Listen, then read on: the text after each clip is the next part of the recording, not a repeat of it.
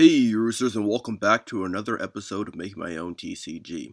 Today we're diving into the deep and captivating world of our TCG, or rather, what we hope it to become. See, I'm still working on a lot of the cards, and playtesting has been going really great, but that means that lore is something that is usually an afterthought in this side of the process, right? But I still want to go over some of the things I'm thinking, some of the ideas, and something to show to you guys while I'm playtesting, because every week I can't drop a playtesting video, right? So in today's video, we're going to talk about some ideas that I have, some story beats, and some different concepts that will build up the lore that will eventually encompass our trading card game. Let's get into it. At the heart of this trading card game, I want it to be a captivating story that intertwines various ideas that I've come up with. In the very first video of this series, the very first episode, I talked about that I wanted it to have a bunch of different ideas that were cool to me, that I just wanted to merge them and mish them all together. Well, throughout making this card game for multiple weeks, almost more than a month now, a lot of these ideas have been interchanged, swapped out, and switched around to become something that I think it's getting to a point that I actually am pretty proud of. And we're going to talk about some of the different ideas and mechanics, but for starters, what it was that basic idea? It was the idea that we're going to have sci-fi robots. We're going to have dinosaurs, and we're going to have insects. Three concepts that really appeal to me in most trading card games, and we're just going to mush them all into this one. Well, how was that transformed and what has become now? Now it's become an idea that there are different races in the card game. There's going to be two, at least for now, being the dinosaur and the insect. Instead of them being one and the same, which was one of my earlier ideas for the concept, it's going to be two separate ones, a dinosaur race and then an insect race, and they're going to live in this world together. And everybody in this universe is going to have cybernetic enhancements, like, built into them. Cybernetics are going to be a big part of the society, and every person, for various reasons, are going to have these cybernetics built into their bodies from birth. And it's going to make it seem very cyberpunky, but I also wanted to have this sort of Wild West feel, like Star Wars. Well, sadly, I don't have the art show up to you guys. I'm going to talk about some of the other concepts that exist within the card game and within the lore of the game itself, right? So, in this world, we're going to break the world up into two separate species of characters. You're going to have dinosaurs, and you're going to have insects characters, right? And they're all going to be living in a sort of cybernetic world, like Star Wars or something of the ilk, right? So in this world, everybody has cybernetic enhancements, and this makes them more efficient, faster, stronger, obviously, than you would be without them, but they also serve a secondary purpose. You see, in this world, everybody has a sort of monstrous alternate form, right? A beast form that they can take if they're not sort of kept in check. And so humans' emotions and sort of their own autonomy is being taken away in favor of what you could consider safety, right? And what ends up happening is that we have these big mechanical cities where all the people live in, right? And you just go to your job, you do what you're told, right? But the main story and the main idea, the catalyst to what kicks off the main point of the story is what is going to be like a mutagen bomb, right? And so this is going to be like an attack, a terrorist attack that happens within the city, and a lot of people are infected by it, and it makes their technology a little faulty. They become more prone to transform regardless of their technology being implanted in them. Although the plant and technology still helps because it doesn't make it very frequent, but it makes them a liability now. They're outside of the circuit. From the get-go, they have more free will than other people in the town, right? And now they have more things they want to do. So now people start running amok in the town, people who want to use their new ability to act outside of the system to their advantage, but also the people who want to use their new power, their ability to transform more frequently because the technology used to suppress that part of them, right? They couldn't transform into their beast forms or their monster forms at all, right? But now they can, and they want to use this to their own advantage and to make money. And there's also the people who don't want to do that. But what ends up happening is the city takes a large group of these people, they start rounding them up, they start kicking them out into outside of the city, right? And so you're kicked outside of the city, and what you find is that outside of the city, there's really nothing there. There's nothing built there. Because in this world, everybody was animals once, and they all used to be bestial, right? But then they were all upgraded over time, and they were mutated into what they are now. That makes their DNA very volatile. That's why they transform in the first place. But what that also means is that there isn't really a whole society out there. There isn't a whole group of people outside of this one city or this one group of, like, country, basically, to live in. So what happens when you go outside of the city is that you're living in the Wild West almost. You go from a high society type thing into sort of savagery and might makes right, right?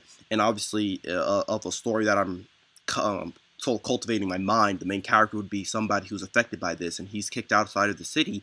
And now, although he's just like a young person, he has to find a way to live in this sort of new world he's been thrust into, where everybody's just trying to do whatever they want, essentially, right? And he's trying to make it back to the city to his family or whatever the case might be, right? So that's the basic idea of the story. That's the basic lore, and there's a little bit more I want to go into, especially concerning how the card game sort of emulates this story that I'm creating. So let's get right into that.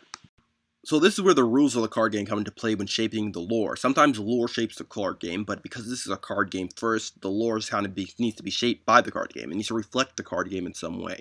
So in the card game, you have light and dark energy. You have two separate energies that are inside your body that you're trying to balance within you at all times. This is important in the lore because once you lose access to technology that automates your suppression of your monster form, this sort of balance that you have to keep yourself is what's going to keep you in check and is going to stop you from transforming when you don't want to, right? But that's an important part. Sometimes you're going to want to transform in the card game, but also in the lore, and so it's going to be cool moments where you beast out and you fight other monsters or fight bigger threats and stuff like that. Really cool, right? In concept.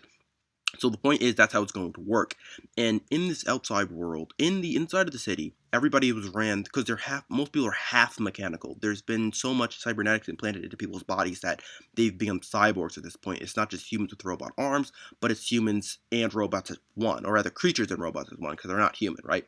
So the point is, you have this robotic energy that runs your robotic half, and it sort of powers everything that makes you super, right?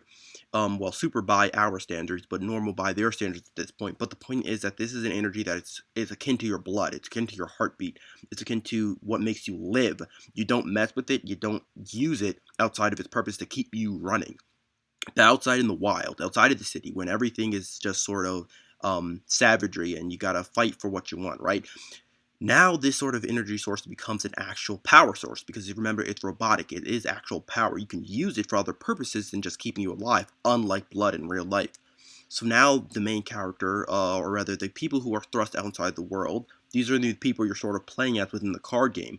These people have to use that energy that's inside the robotic cybernetic parts to perform certain effects, which is why you have to pay your stamina, your life force in the card game to play cards. And then they have to balance the dark and light aspects of their own body to keep themselves into check and to keep moving forward at a balanced pace. That's what that also comes in at, right? So those are some of the concepts that exist in the card game, and that's how they're sort of going to slot into the lore. Obviously, there's a lot more to it. Different abilities that you have to learn access to. It's going to be like obviously you got to be interesting, so you got to have people with powers and whatnot. You got to have people doing crazy things within the lore, also within the card game to make people actually want to play different weapons. But the point is that there are some people out there who are more akin to doing this than others, right? There are people who know the secrets of how to use their energy and use their light and dark energy to their benefit. And obviously, if you're thrust out there into the world, you have to seek these people out and you have to learn from them. And you have to learn how to fight. You have to learn how to survive. And that's sort of also part of the lore that sort of builds up there.